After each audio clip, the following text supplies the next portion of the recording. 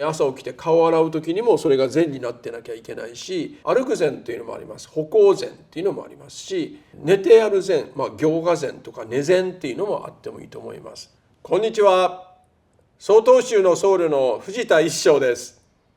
今日は禅に関する質問にお答えします。This is Zen Support。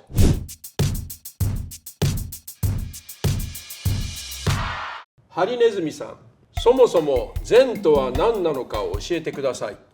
一言で言うと、禅とは仏教の修行の方法というふうに言ったらいいんじゃないかと思います。心と体とそして息を整えられた自己こそ本当の拠り所であるというふうにブッダが言ってますけども、それを実際に稽古して整った心と体と息の状態になる。調心調息調心と言います。身を整え、息を整え、心を整える。そういう努力、営みが禅ではないかと僕は思ってます。フェステスフレルさん。瞑想との違いは何ですか？瞑想というのは人間が考え出したテクニックである。例えば心を落ち着けるため、それから怒りを鎮めるためにはこうするっていうように、目的と手段という構造の中で人間が考え出された方法が瞑想だと思います。なので必ずそこには目的っていうのがあります。座禅では何を目的にするかということは一応こちらに置いてるんですね。ただ座る。なので、僕が属している曹洞宗では座禅のことを止観多座っていうふうに言いまして、止観っていうのはただっていう意味ですね。ただ座るっていうことです。そこに目的や何やらを持ち込まないんですね。瞑想では心の在り方っていうのが主になっているんですけど、曹洞宗の座禅止観多座ではこの座っている姿勢が大事になってくるんですね。体のありようっていうのがすごく大事になっているので、そういう違いはあります。あと細かい違いですけど、瞑想では多くの場合目を閉じてやります。それは瞑想対象に集中しやすいからですね。で座禅では目を開いて座るようにっていうことが言われています。それは自分を外に向かって開いているっていうことですね。何かを探している目ではなくって、やってくる光をそのまま受け止めている。耳もリラックスしてやってくる音をそのまま迎え入れているっていう形で、体もリラックスさせていろんな風とか空気の温度とかっていうのを感じていますので、いろんな思いが浮かんできますけど、それを別に抑えるわけじゃないんですね。浮かんできたら音が聞こえたのと同じように、何々の考え浮かんだなっていうことは気づいてるんですけど、去っていくに任せる。思いは来るに任せ、去るに任せるっていう形なんですね。音も同じです。で同じような態度で自分を開いてそこにじっと座ってる。目を開いてるか閉じてるかっていう細かい違いから、人間が考えたテクニックであるかそうじゃなくて、ただテクニックを全部手放して横に置いて、ただそこに存在しているだけっていうような違いがあります。ダニエル・ムニエルさん。怒りを落ち着けることはできるようになりますか？できるようになります。怒りっていうのは誰かが自分の中の火種にマッチで点火するようなものじゃないですか。で僕らはそれがボーッと燃えてしまって自分も相手も傷つけたりするような、パターンができてしまっているんですね。これではいけないから、怒りをコンテインするっていうんですかね。かまどのようにですね、火が燃えててもちゃんとしたかまどがあればその火のエネルギーを使って料理ができるじゃないですか。それと同じように自分をそういう出来のいいかまどに育てていくっていうことが禅の進める、怒りだけにとどまらず、悲しみとか鬱とかそういう感情のエネルギーですよね。まさに座禅のこの格好っていうのは、何が起きてもこの入れ物の中に怒りや悲しみやどんな感情のエネルギーでも、それは必ず感情は始まって大きくなってエネルギーを使い果たして消えていきますので、この始まりから終わりまでをじっとホールドしとく稽古にもなってるんですね。座禅中に何か感情が起きてきた時にそれに翻弄されるとじっと座ってはいられませんから、じっと座るこの姿勢の助けを借りて、起こってくる感情をそのまま始まって終わるまでじっとホールドしとく稽古をしているわけですね。座禅の中で育てられたそういうこのホールドする力を、日常生活の中でも応用していくっていうのが禅が進める怒りのつけ方ですね。次はユウさん。やっぱあのポーズしなきゃいけないんですか？足痛くてできないんですけど。座禅というとすぐ足を組むあのポーズっていうふうに皆さんすぐ連想してしまうんですね。インドからずっと中国日本と伝わってきているので、あれが正式の形ということで来てるんですけど、今の人たちのように椅子に座ったりですね、あまり足を曲げて座るっていう習慣がない人たちにとっては、特に西洋の人たちにとってはあの座禅の格好っていうのは至難の業で、いきなり座れる人はなかなかいないです。座禅のあの格好の大事なところっていうのは実は体幹なんですね。胴体が大事で、胴体っていうのは内臓を収納している、容器のようなものですが、この胴体が重力と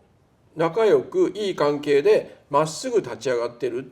ていうことですね。緊張感なく柔らかく上半身が垂直に立ち上がってるっていうところが座禅の一番大事なところなので、それが一番最も安定してできるっていうのがインド人の人たちが発明した足を組む伝統的な座り方なんですけども、それができる体の条件でない人に無理やりあれをやったらもう体が歪んでしまったり恐怖とか痛みで緊張してしまいますので、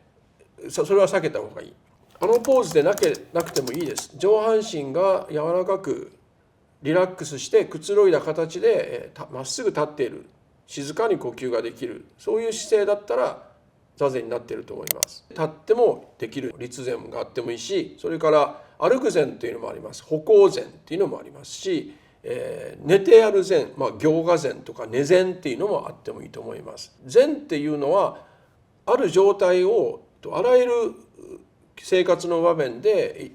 キープしてそれを維持するっていうことが大事なことなので、でも最もそのスタンダードになるのが座ってやる座禅なんですね。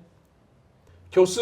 さん。禅って家庭でも手軽にできるものなのですか？禅って特別な場所でしかできないイメージがあります。僕はそれはそうじゃないと思います。どこでもできないとダメだということですね。で、禅の修行道場でも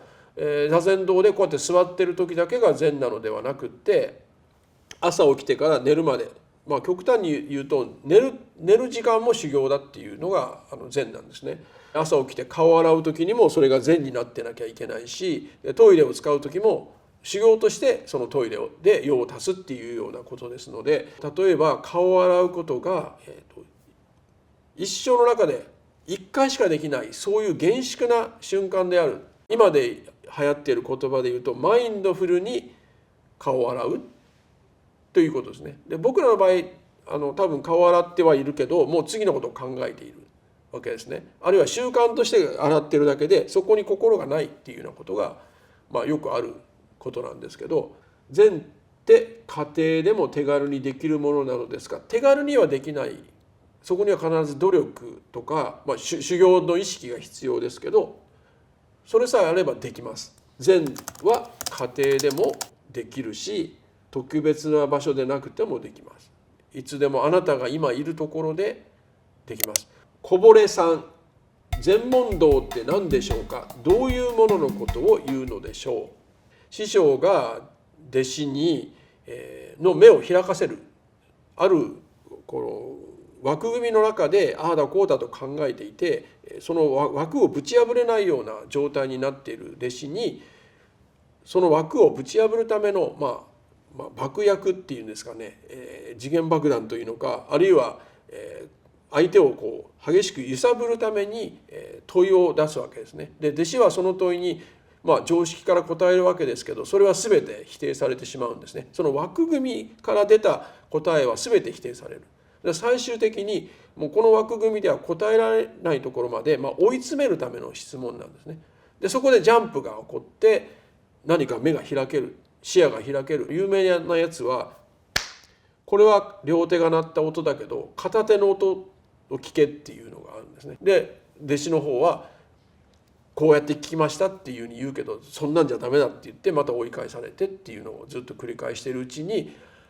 本当のこの質問の意味が分かる時が来るんですね。これは禅独特の教育方法、師匠が弟子に、あるいは弟子が師匠に問いをしてそれに答える、応答するっていう形の、人間と人間がこう差し向かいでぶつかり合いながら、そこに何か新しい世界とか視野が開けるっていうことを目指して行われるその問答のことを禅問答と言います。コフィーさん、禅を仏教における修行の一形態ではなく、ライフスタイルやデザイン、はたまたマインドフルネスのための瞑想の一種のように捉える現在の潮流に対してどう思いますか。これは正しい禅なのでしょうか。僕はこれはいいことではないかと思っています。いいものを見つけたら、それはこういうことにも使えるっていう形でいろんな人がそれを応用するようになっていくのは必然ですので、一番大事なのは自我ですね。仏教っていうのは自我っていうのは錯覚にしか過ぎなくて、自我にとらわれて自我から出発して何かをしたら、それは必ず自分に返ってきて自分を苦しめることになる。で、周りも苦しめることになる。私がマインドフルにもっとマインドフルになって私が得をしようっていうスタンスが見え見えのところがあるんですね。でこれはエゴイズムの現れで以外の何者でもないので、このエゴイズムを増長させる